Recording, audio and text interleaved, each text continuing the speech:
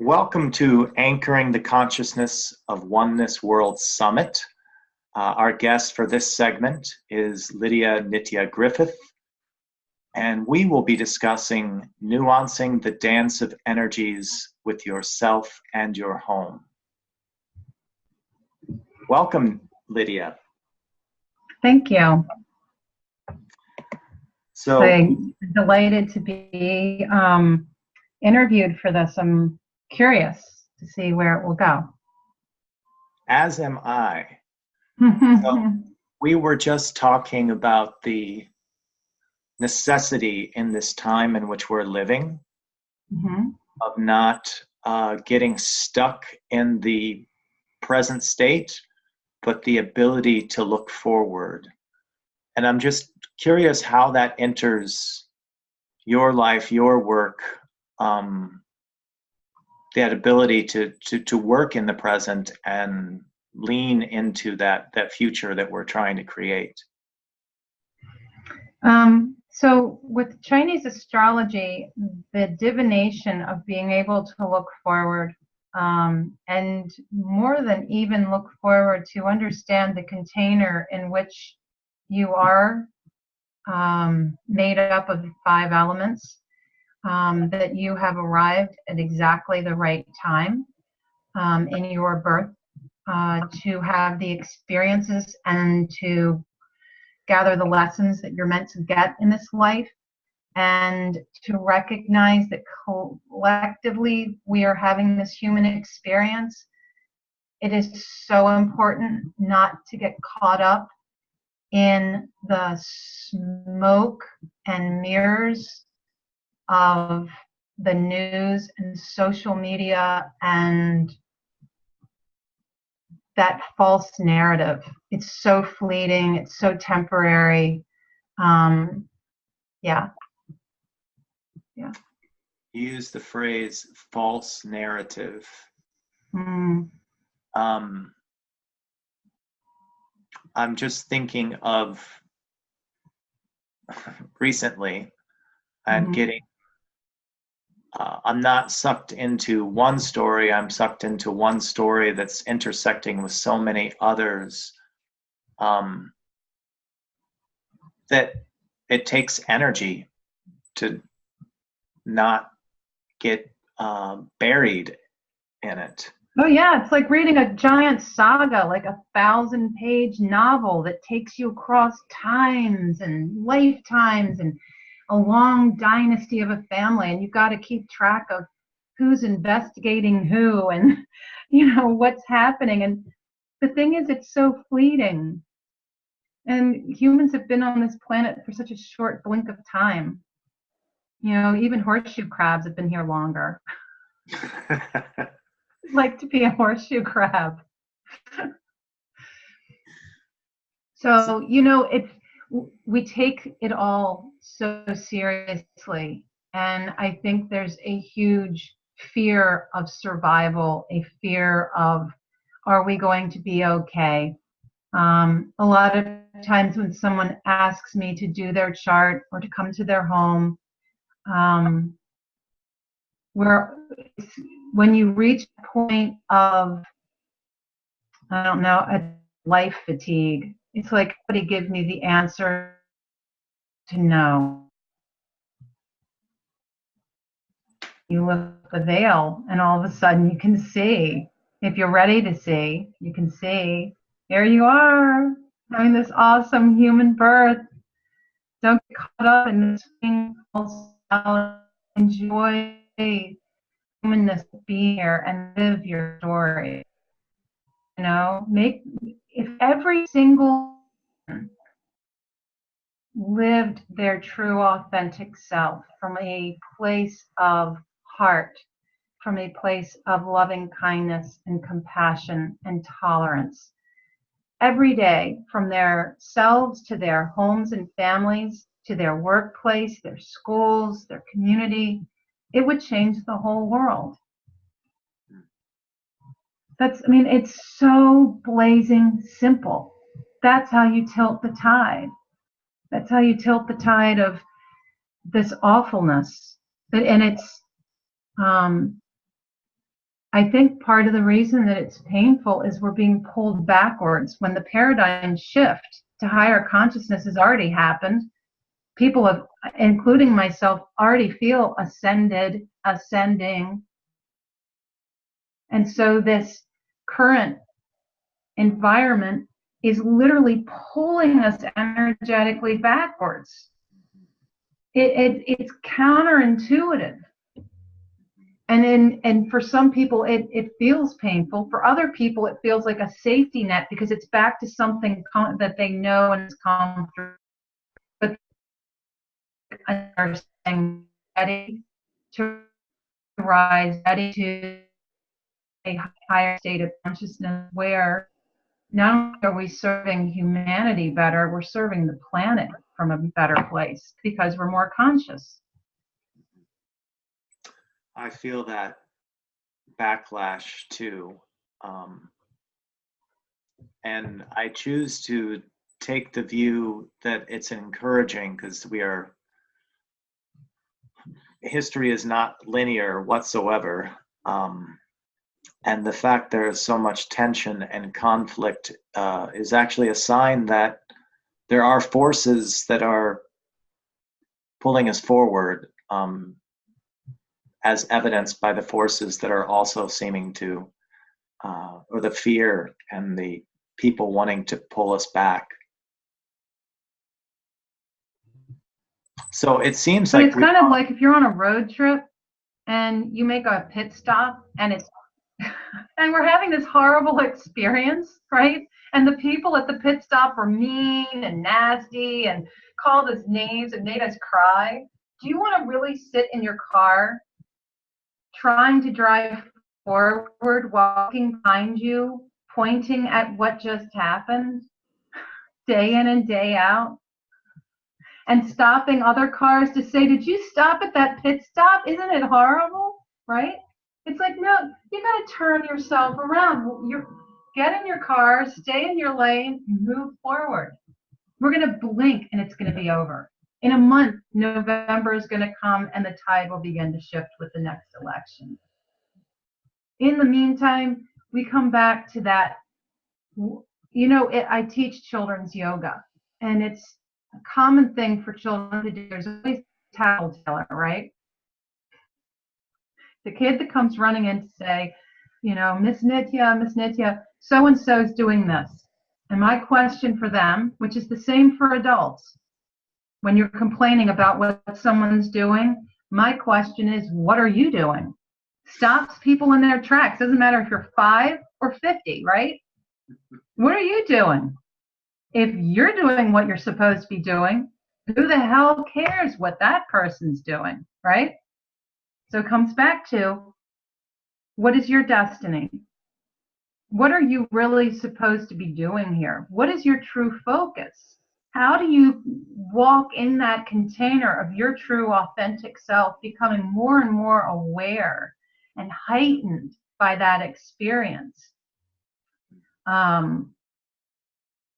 And all these energetic connections that we have in this giant web of interconnectedness, that if you are radiating your truth, your kindness, all of these positive qualities, they are radiating out. I mean, I'm a bit of an idealist, I think. Well, you've put the topic of destiny on the table, so I would love to hear about destiny in relation to Chinese astrology. How does it affect how I live? So when you look at and for some people, they won't know what is Chinese astrology as opposed to Western astrology. Very simple difference. Western astrology is of the sky, and Eastern astrology is of the earth. It's very interesting to look at, both charts because they tend to be mirror reflections of each other, which means they're the opposite. So somebody who has a Western chart done maybe have a really hot chart, and then in Chinese astrology has a very cold chart. So it's not that one discounts the other. For me, it creates a whole. It's a unity when you look at the two together. It's earth and sky. Of course, it makes it all come together. So you have the 5 elements: earth, fire, wood, metal, water. Of the makeup of that, how balanced or imbalanced you are determines everything from, like, let's say, for instance, you're very weak in wood. So we look at the wood element, and the wood element is going to represent specific organs in your body, right? Like the first one you think of is the liver, or the gallbladder, and some aspect of your temperament. So if you're weak in a particular element, we want to support that. Because if there's a weakness, then you have a propensity towards illness in that area. Okay. So health is affected in here. Like if you have a very hot chart or a very cold chart, those people tend to be more likely to contract cancer. So I've done a lot of healing for people through Chinese astrology in conjunction with Feng Shui. When you're looking to balance a person's chart, you're looking at the colors they wear, you're looking at the direction their front door faces and the direction that their bedroom sits in. You're looking at the activities they engage in. What is their career? It's so funny when someone says, my job is wearing me out, I'm so burned out, and you go and look at the element that's related to that job, and it turns out that it is, in fact, draining their life force. And then you start finding what is going to fuel your life force, and let's look at some of those industries and see if you have a talent or skill set that could match that. So that's kind of interesting. I've done hundreds and hundreds of charts of people around the country, and every person has a story. Some stories are really dull and boring. They're just people living a life. And then every now and then you get one that really, like someone really is here to do some amazing work. And I can see that. There's a strong element of intuition that comes into doing charts. People are often astounded by the accuracy and the information that's revealed. Things like whether or not your father was abusive or your mother was absent, whether you have siblings and where they are in your life. Just all kinds of things show up. It's fascinating. And destiny is set in stone for the near or long future? I like to think that I can say to someone that certain things could happen in the next 10 years. Certain things could happen going forward the rest of your life. And mention specific events like getting married or changing your job or going back to school. But ultimately, the choices that we make greatly, not only the choices that we make, but the environment in which we put ourselves can greatly impact. For instance, I, a long time ago, had a client who kept telling me as I was walking through her house, I just want my life back. It was like a mantra.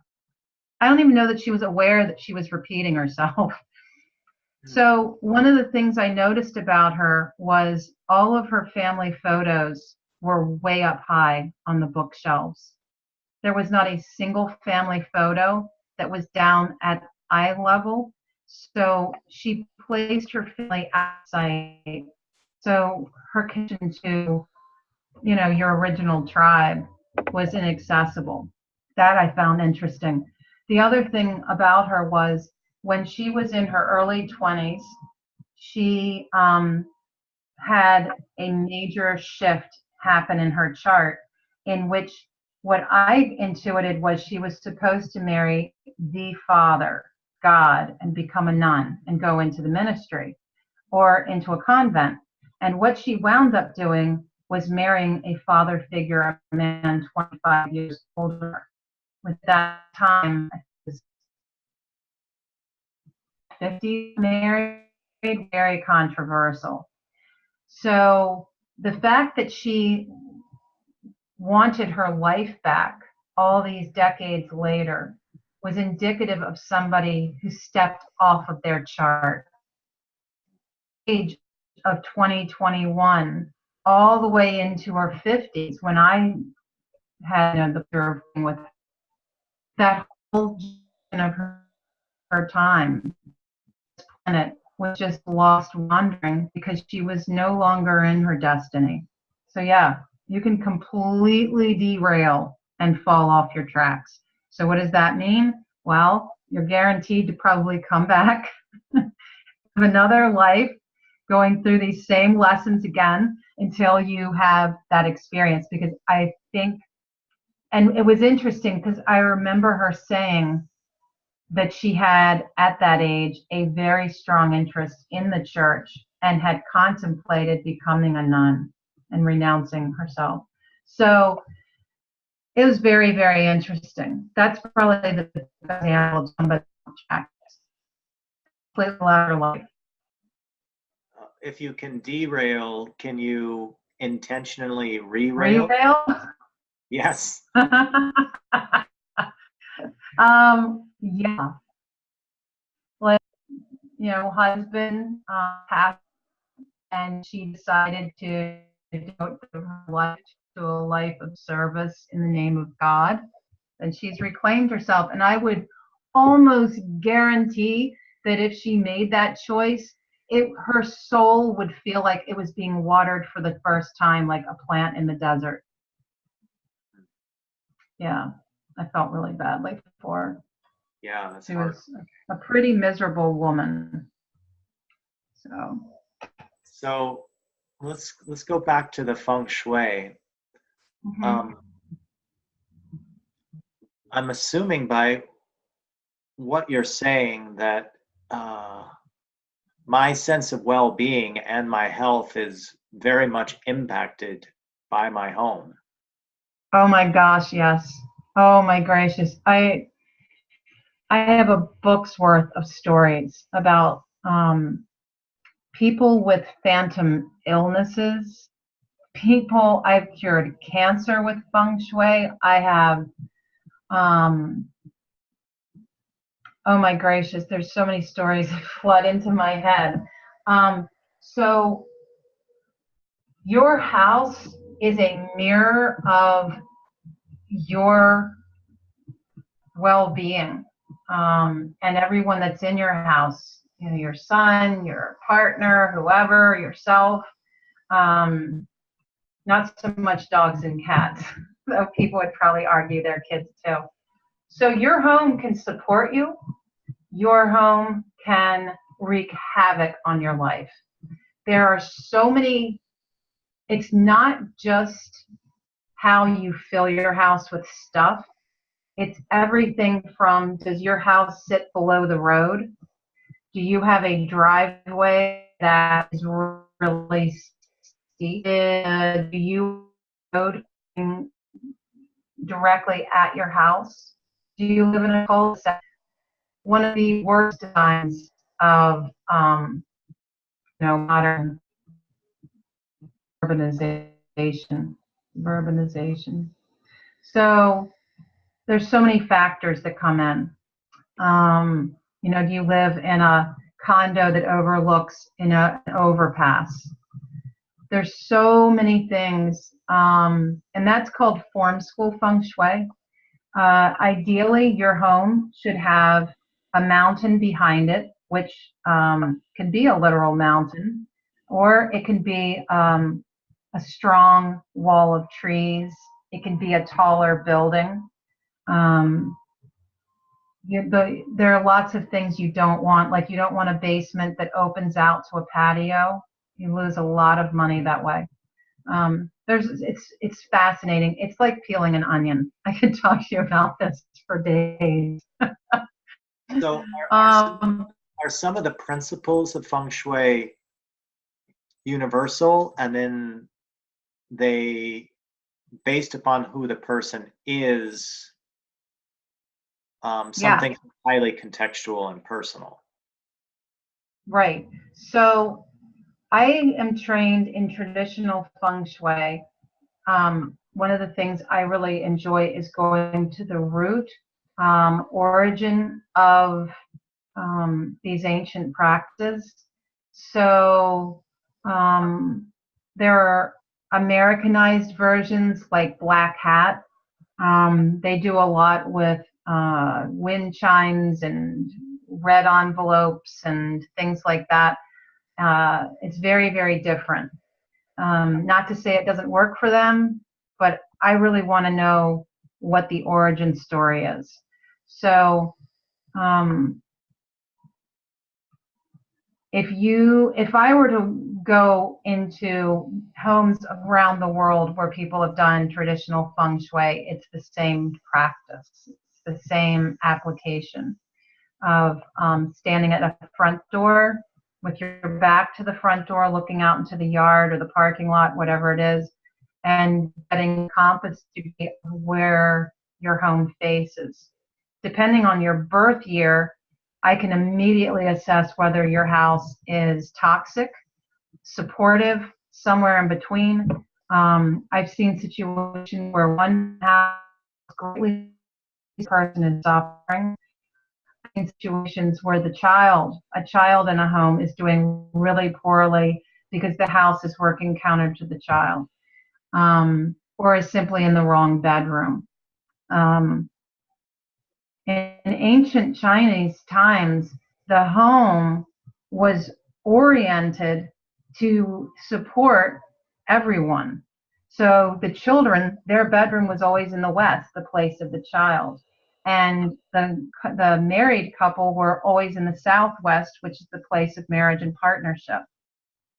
Your trash and your closets are in the northeast, which is the ghost gate, the place where all the dark, low energy is. And the northeast is a great place in your yard to bury things, like dead things. You happen to have dead things to bury, like hamsters.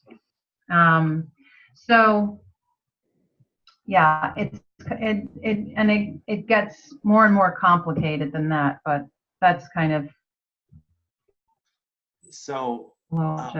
In most cases, you can work with a client to make adjustments to their home that they don't necessarily need to sell it and move somewhere else. But I imagine that may happen sometimes too.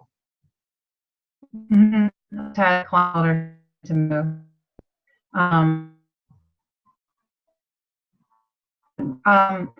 There are definitely times when most houses, I feel like we can work with it. We can use color, design, and rearrange some things. Sometimes find new purpose for a room that's just been sitting stagnant and collecting clutter. And other times I recommend moving because I know that they will have a better time thriving. And I do like driving around. I've done this with clients where we drive around looking at houses, really fun. I also helped with the designing of houses, which is also a really fun challenge. Contractors don't really like me because I'd like to say, no, this isn't a good day to put a roof on a house, because once you put a roof on a house, it's basically been born. And it then like caps the energy for the house. So you always want to make sure it's on a really auspicious day. So, yeah. So how did you get into become a practitioner of both Chinese astrology and Feng Shui? So my initial teacher, Dr. Paul Yan, he's up in Falls Church, Virginia. He's semi-retired now. I found him back in 2002. I think that's right. Yeah, 2002. It's a long time ago. And he believes that in order to read a home, you also need to read the person's astrology. So he gave me the basic foundation, which is basically like the first 2 or 3 layers of the onion. And then I went and did a lot of studies on my own because I kept feeling like I know there's more to this, and I know I can answer more questions, and I know there's more to be seen, and it kind of bugged me. So after 12 years, I went back to him and got my master's in Chinese astrology. And then I got deeper into the onion. And it is a overwhelming, complicated thing, because people will ask me sometimes, why don't you do an astrology workshop? And I'm like, oh, honey, I can't even begin to start to describe this thing. So the other piece is because astrology is and Feng Shui is such an intuitive place that it really is client as to the experience that you share together. You really do go on a journey. And these clients of mine have been with me I have some clients that I've been with for like 16 years. And I do annual updates because the energy shifts and changes each year. And so I do updates for their chart, updates for their home, so that they can make these little acupuncture. It's almost like, very much like acupuncture, where you're putting something like a crystal or a color in a specific location to either depress negative energy coming in or excite positive energy coming in. So it is a dance. It is a very beautiful dance of energy.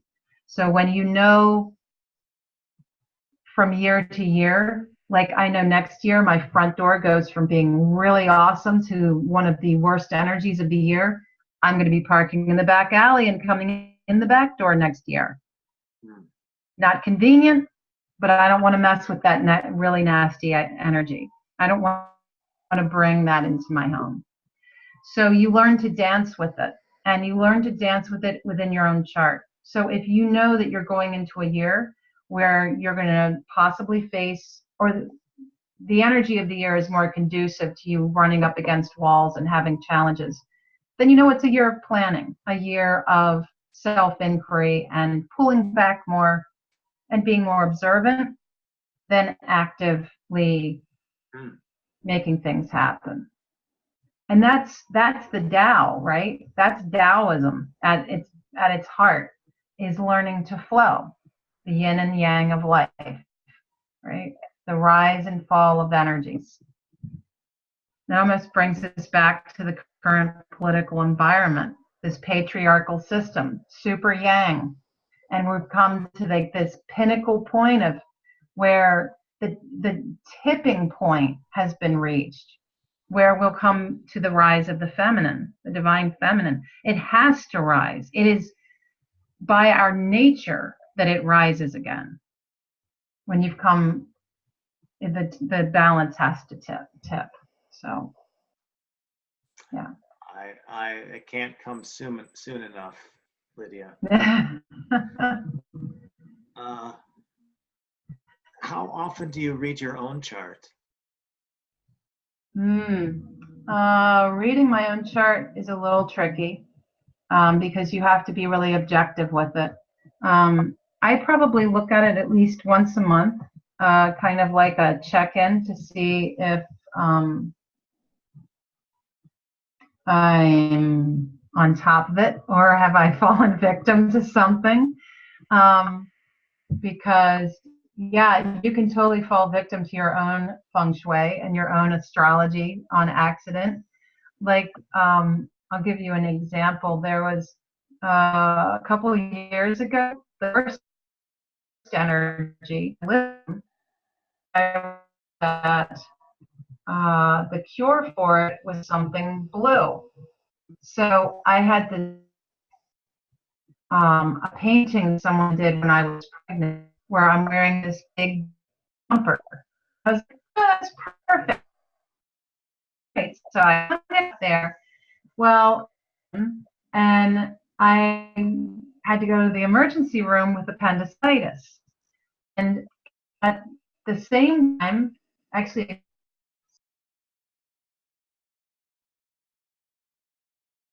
and at the six of the hospital visit, and when I came back to him, I said, "You want?" And he said, "I want you to walk downstairs with me on the phone." And he said, "Tell me what is hanging in the southern corner of your living room." And I all but screamed because there is a bloated out in this pregnancy painting in this very spot. And I told him, and he said, "Take the picture down." So that was a lesson to myself that if there's really bad energy somewhere in your home, don't put pictures of your family or yourself there, because it could be under attack. This is a little crazy. Yeah. So we talked briefly about nature. There's a connection with nature and these Chinese practices. Could you tell us more about that? Sure. So when we look at astrology, we're bringing in the 5 elements of nature and how that composite, I always think of it kind of like a pie. So we want somewhere between 15 and 20% of each of these elements to be balanced. But then, when we look into play, so important to bring the outside, which means everything from light to plants and water. The water is a really tricky because water moves. So you buy a fountain or someone gifts you with a fountain, you're like, oh, it's going to look great in this spot, and you plug it in and it's going. So if you put that fountain in the wrong place, 2 things will happen. You're either going to get a sudden windfall of money or a sudden catastrophe financially. Personally, I don't want to take that risk. So I don't have fountains in my house. And you're also looking for that balance. I've been in houses where there's too many plants. I've been in houses that don't have any plants. Even if you use silk flowers or plastic flowers of high quality, it's better than no plants at all. That whole idea of, my parents call them mole people. The people that have their windows drawn all the time. They always go in and out through their garage. They don't use their front door. So when I drive down the street, I can tell who uses their front door and who doesn't. If your front door doesn't get used, the energy becomes stale and stagnant. And if you're coming in through your garage, what are you bringing in the house? Garage energy. And then you go out to like the short pump area, super suburbia, where they have this fabulous idea to save space of building these houses, these row houses on top of a garage, right? So your home doesn't even have stability. It's not rooted. It's not grounded. It's put on top of basically a block of toxicity that is then wafting up into your house. And you've destroyed nature in the making of these things. Not my favorite. I'm guessing garages themselves drive me nuts. When you approach a home, the first thing you see should not be a garage. I know most architects would agree with that as well. Mm-hmm. Yeah, modern home design really needs some fixing.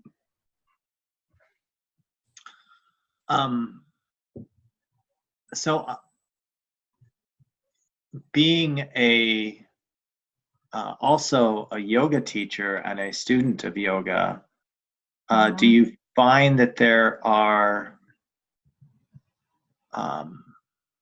areas of overlap from what you're absorbing from yoga and these other practices that are a big part of your life? That's a really good question. I've personally tried to see where there's an overlap because I would love to somehow incorporate them.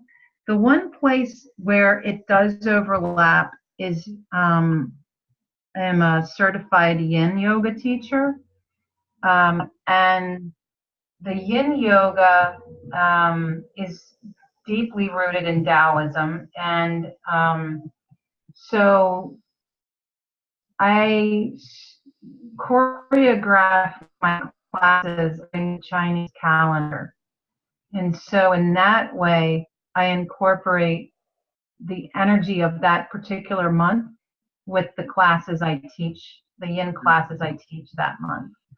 So for instance, this month is about to start tomorrow. The new moon on the 8th starts the month of the dog in the year of the dog.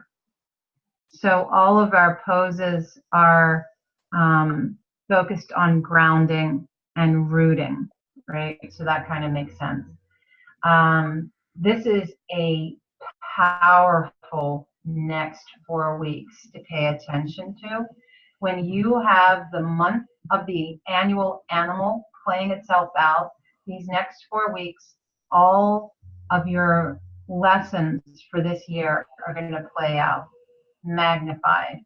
So when you look at the trajectory from mid-February to now, what events have happened in your life, what has happened with relationships, money, your work, etc., projects,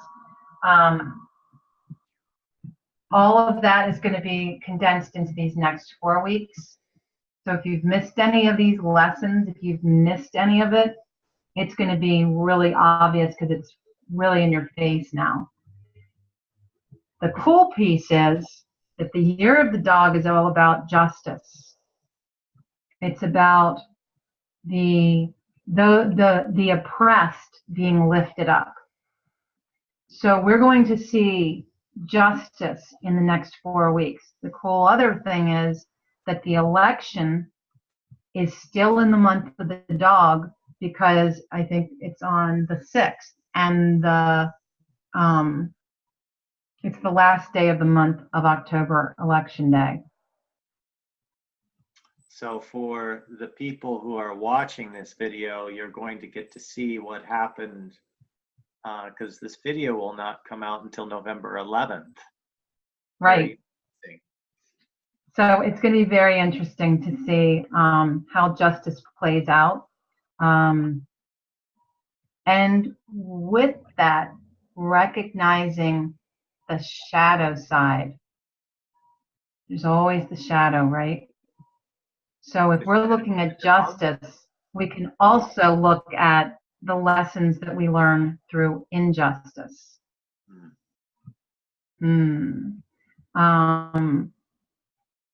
Yeah. I'm interested in yin yoga. I'm going to have to look that up. That's growing in popularity, I think, in part because it is a heart-based feminine practice.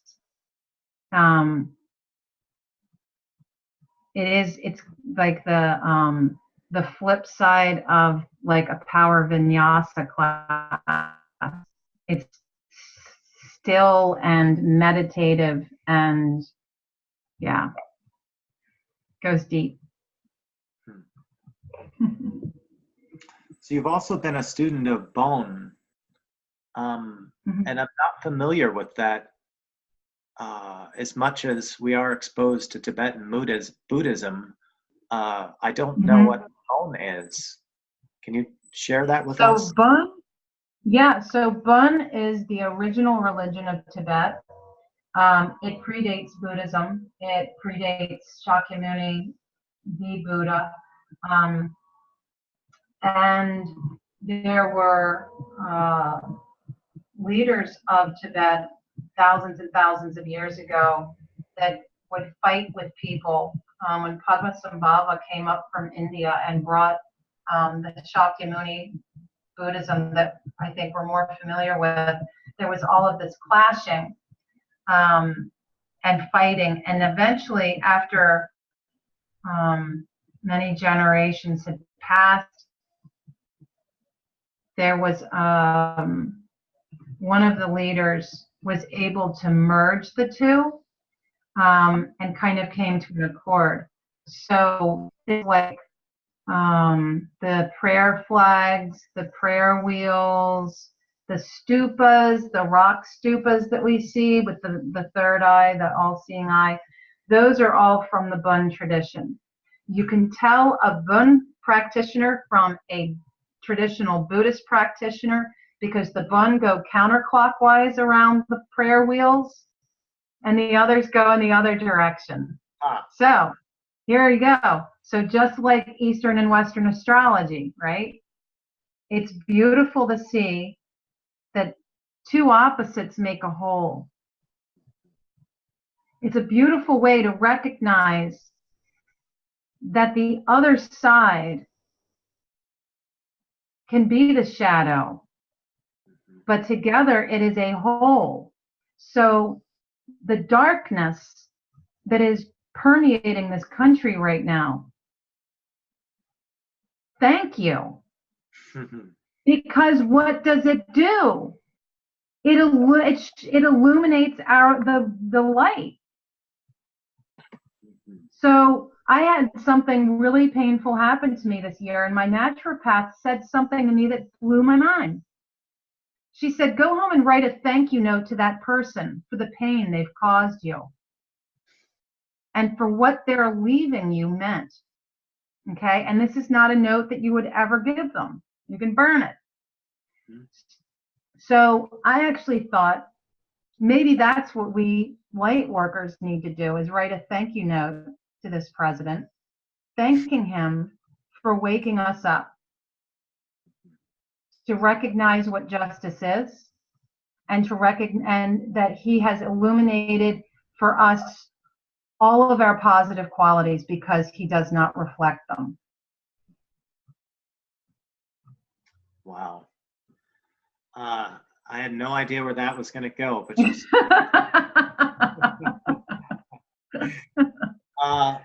so if you, to leave our viewers with some principles or perspectives that could help them from all of these different practices and traditions that have been a part of your life, perhaps people will go out and get a reading or have some Feng Shui done or try out Yin Yoga. But for the pragmatic folks who are saying, I'm intrigued, what can I do? Which direction would you steer them? I think one of the most important things that we can ever do is become our own best friend. To spend time alone with yourself, right? To journal, something I've been doing since I was 10 years old, to meditate, to spend time in nature, because it is when we're still and silent that we can truly hear our hearts speak, that inner voice speak to us. And that's where we are guided to, I want to know more. I'm ready to know more about who I am and why I'm here. I'm ready to know my life's purpose. I've done charts for people, illuminated amazing things for them, terrified the crap out of them because they weren't ready to hear it. And I'm not going to hold back. You know, if you really wanted to move across the country and upend your life, and I see that it's going to be an absolute hot mess, I tell you, don't go. You might not be ready to hear that. You might be really bound and determined to go and have that effed up mess of an experience for yourself because you are just not ready to hear wisdom and truth yet. So you've got to first get still and silent with yourself. And that's not just one afternoon. That's like a shift in your own. And yeah, people say, but I've got kids, I have a job, I have this. I'm so tired of people saying they don't have time. And it's not even about making time. It actually has nothing to do with time at all. It's about saying in the course of your day, ooh, I've got to pause. After dinner, I'm going to take the dog for a walk by myself. Or if you don't have a dog, go for a walk by yourself after dinner. The kids want to come along? No, not this time. Right? Yes. And then find a little spot, sit down, and write your thoughts about where you are with yourself. As those questions come up, wow, you know, I really am not happy with whatever, or I really do feel stuck with this. When you're really ready to have those conversations, then an astrology chart can be so helpful. If you're really feeling stuck or lost, or your relationship, your marriage is in a rut, or you're worried that your relationship with your child isn't deep enough and you're not giving them what they need or whatever. If you come home and your house just feels like a cesspool of energy, or it's just heavy and just draining or whatever, those are when the Feng Shui can be really helpful. And I do offer 2 Chinese astrology readings with a Feng Shui consult. And that's like $200 value or more right there. And some people, I've done their charts and they're like, I don't want to know. Don't tell me.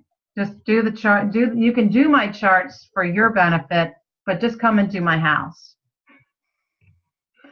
So it's kind of, yeah, it's a little weird. I don't have many of those. But yeah. So one last question for you. We are participating in the Anchoring the Consciousness of Oneness Global Summit. How do these topics that we've discussed today work with oneness, or what is oneness within this? I think that, like I was saying earlier, to recognize outside of socioeconomic backgrounds, all the external stuff, we are humans having this collective human experience.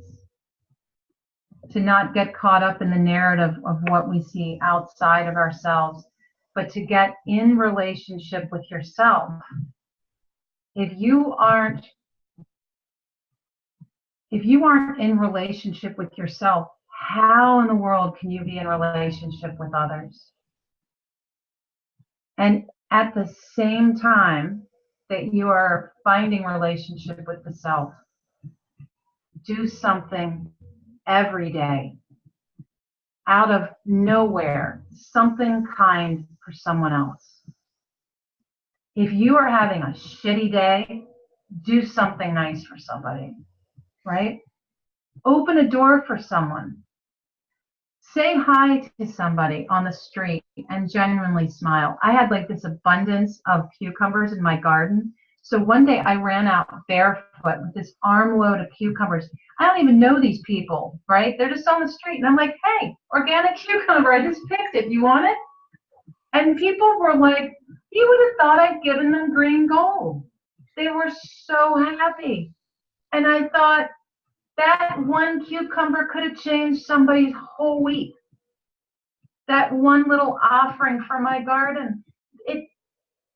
It takes so little to make a beautiful change in your day-to-day life. An act of kindness for someone else and for yourself. Right? Yes. Thank you. You've got to get still and quiet inside and turn all the external noise off. Find that relationship with yourself and start asking yourself those deep, hard questions. And that's when I think you recognize that interconnectedness of all of us. We are all having this human experience, and we all have moments of deep suffering, deep joy, all of this stuff. No one of us is any more important or special than the other. I often tell my kids in yoga class that if every living thing, including trees, and I say rocks, even though I know they're not breathing, if every living thing on the planet were to become invisible, all we would see is light. They call it in Tibetan tigles, Tigles, little tigles of light, all exactly the same. That's beautiful. Thank you. I very much enjoyed our time. I love this, Todd. This was lovely. We should do this every week.